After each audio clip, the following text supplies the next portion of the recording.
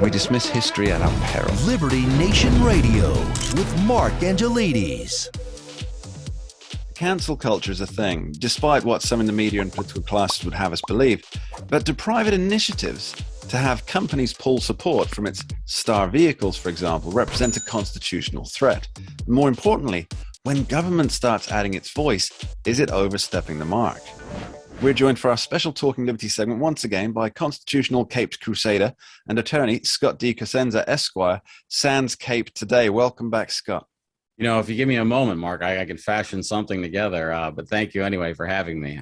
Old bed sheets, perfect. Now, Scott, so this move by folks to cancel all they disapprove of, when does it cross the line from protest to infringing upon an individual's First Amendment rights? Well, the First Amendment is about government action to restrict and infringe upon people's right to speak freely.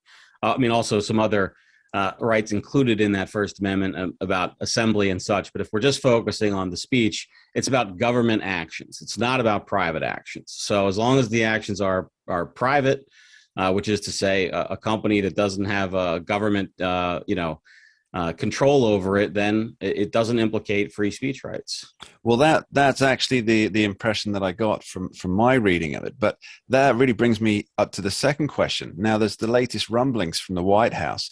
And they are being very careful not to mention specific names. We've seen this over the last year of the Biden administration.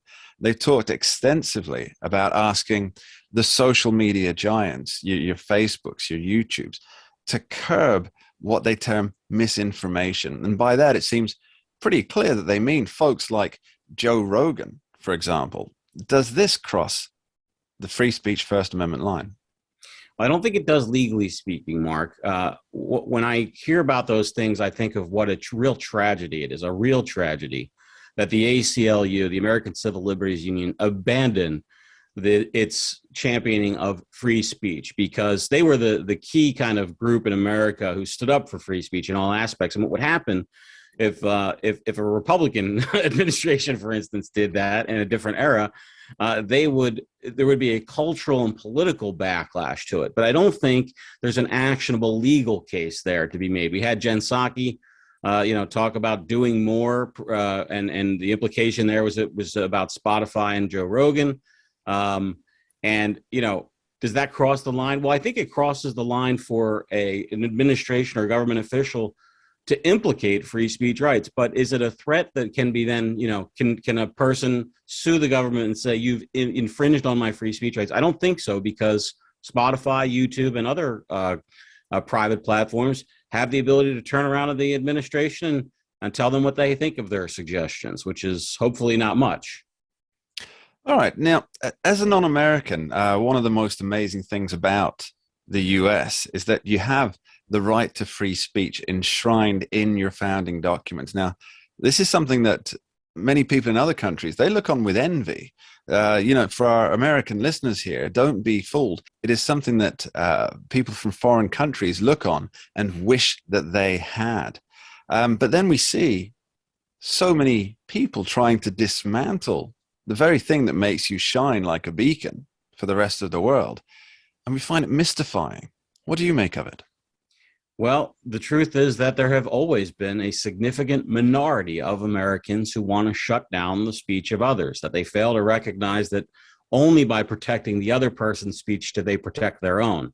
Now, perhaps they don't care about protecting their own because either they feel like they'll be in the majority and therefore not be under threat. Let's recall that the only speech that needs protecting is unpopular speech. So if the things you say are popular, you need not be protected because nobody's going to come for you. And so perhaps that's the reason why. Perhaps it's just as simple, and I think this is what we're seeing lately. This wave it's just about shutting down the person's enemy or a rival for short-term perceived gain on their part, and they lack the ability to or the appreciation to see where it leads. And of course, it leads down a very, very dark road. It's historically one of those things that everybody should be aware of. I think that if you fail to defend the rights of others because you believe, as you point out, that either perhaps they don't have anything to say or their opinions, they don't believe that their opinions are outside of the Overton window, that window of what's acceptable in culture at a time. And that these people in history, they're always very surprised and shocked and saddened when that Overton window, when it moves and they automatically become the Seems targeted like it's voices. so predictable too. It's like, It just really wait 5 is. minutes, buddy. They're going to come for you. There's another thing about what you had said about how the Americans have the right to speak freely, and that's enshrined in our Constitution. There are plenty of countries around the world that have beautiful constitutions and bills of rights that include free speech that are not recognized whatsoever. North Korea has a great Bill of Rights. Basically, look at the one for the former Soviet Union. There are a lot of places where these things are guaranteed, but then never recognized. And I think that the thing that makes America special, at least last time I checked, it's minute by minute. Unfortunately, it seems like we still do have those rights that are protected for real in the United States. And while maybe you can't do it with corporate sponsorship, you're not going to be thrown in prison for saying what you think. Yeah, I think it's something that everybody's wondering about is whether these. There has been a growth in recent attacks trying to cancel people. Cancel culture, despite what Barack Obama says, it is a real thing. It is happening. And there's some people on the left now that are beginning to realize that, prominent leftists. But I think the most prominent one has to be the Joe Rogan issue. Now, the people who have been pushing the most for his silencing through the Spotify platform, I think it's important to point out, just so people are aware, that Spotify didn't make Joe Rogan's podcast big. Joe Rogan's podcast was big, and then he entered a licensing agreement with Spotify. So he could, if the agreement shut down, he could just take his audience with him. That's something important. But is what's happening, all these attacks against him, is it what we might call a grassroots movement, meaning it's a natural uprising sort of thing? Or, speaking of the uprising, by the way, Scott DeCenter's podcast, The Uprising, excellent. Or is it possible that there's more political and financial backing behind the people that are calling for his cancellation? We call it astroturfing, as the opposite of real grassroots. Okay, Mark. Right. And I think it's 100% astroturfing.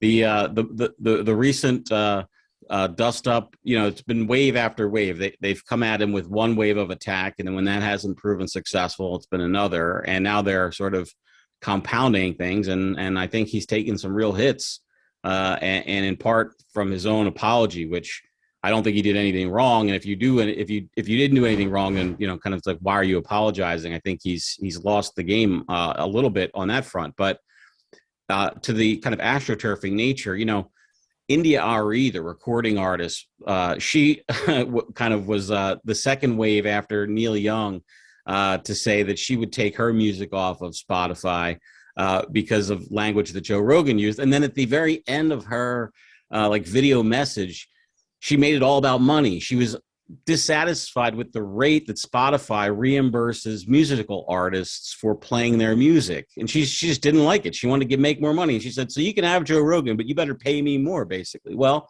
I don't think that, if it were a sincere protest, that any amount of payment for, if it was a real problem. Joe Rogan doesn't have an issue where audience members are regularly, offended beyond it, according to his statements. That it's totally bogus. This is about people who don't listen to Joe Rogan, don't care about Joe Rogan, and are using basically the ability of social media as a bludgeon to damage someone whose political power they don't trust and fear. It's interesting that we've all started talking about Joe Rogan's political power. And for those who have actually spent any time really listening to his podcast, he's very much a centrist as far as I can tell.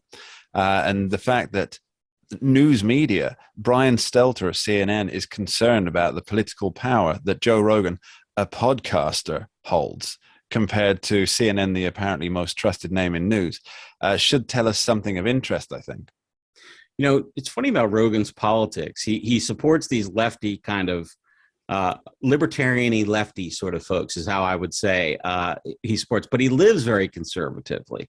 He doesn't have 14 wives and a string of, he has a very sort of conservative lifestyle he preaches, even though he explores issues about drug use and some other things that are, a bit anti-conservative, perhaps, to explore at least publicly, he does so while talking about self-discipline and how you have to get up and work out and move. And, he's a reader and he's a curious person. So the entire narrative about him being somebody who is, incurious and a reactionary, like a racist who just spouts off slurs is not just not true. It's the exact opposite of the truth. And of course, the same is true for CNN, which is to say that they're the opposite of real news. They're the ones who are crafting the news stories and then molding what they're allowing to be put on the air to fit those things.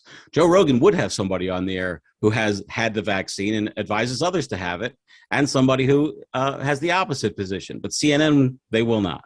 Well, he did have Sanjay Gupta, who is CNN's chief medical advisor, I believe, or correspondent, sorry. Now, let's move on a little bit here. It's something that's tangential to this. Now, Dave Portnoy of Barstool Sports, he recently filed a lawsuit against Business Insider this week. Now, how does this relate to the cancel culture discussion? Well, Portnoy is another guy who is not a political commentator, but he skews libertarian-ishy, okay? His suit alleges something that I hadn't heard before as a term, and as managing editor of LibertyNation.com, you should be aware of it, is they called it clickbait defamation. So basically it was defamation within the headlines. Headlines designed to make Mr. Portnoy look like a person who had sexually assaulted women, when in fact that publication had massive amounts of evidence that he never did do those things. And so I think it may be an important suit. It was just filed, like you said, so we'll have to see how things shape up. Yeah, I think that it's important to point out that most readers, and this is a very sad state of affairs, but most readers of news on the internet will only read the headlines, possibly the subtitle, at most the first paragraph. So even if they place reports in full that Mr. Portnoy has been completely proven innocent of all these charges, the majority of readers will only ever see the headline and then form an impression based on that. And it's a sad state of affairs.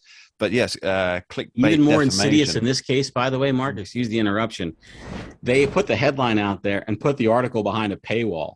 So only people who paid to read the piece, and even they didn't get the full context, by the way. But most people who didn't pay. They saw the headline on Twitter or on the site itself and didn't pay the money to get behind the paywall. And so their entire impression was based on the headline alone. Scott D. Cosenza, we will keep exploring this very dangerous cultural situation. Thanks ever so much. Thank you. And that's almost it from Liberty Nation Radio this week. I want to thank our special guests, Professor Mark Milkey, for talking with us about his new book, The Victim Cult, Sarah Cowgill, and Scott Cosenza. And of course you, the dear listeners, for joining us. You are appreciated. My final thought for this week. Uncontroversial speech has never needed protection. When we utter opinion that does not push the envelope, no one pushes back. It is the new ideas, the new concepts that challenge conventional wisdom, that make others uncomfortable, that are at the very heart of the purpose of the First Amendment. These radical thoughts and words are the molds for the future. They always have been. Without them, we would still be in a cultural dark age, contemplating the flatness of the earth. And those who push the new and challenging ideas, they need our protection. As Margaret Mead once wrote, never doubt that a small group of thoughtful, committed citizens can change the world. Indeed, it is the only thing that ever has. We dismiss history at our peril. Liberty Nation Radio with Mark Angelides. We're doing it for real, really real. Liberty Nation. And Jeff Charles, contributor for I think LibertyNation.com. we're starting to make an impact. Liberty style, fight for freedom. The tracking poll sponsored by Liberty Nation for Guess what? Thursday. Mentioned by Dan Bongino, Rasmussen, Jordan Peterson, and I others. can do it again if you want me to. Cited in Mark Levin's American Marxism. I think we're starting to make a really big impact. Get noticed. We're doing it. Rock on. I'm gone.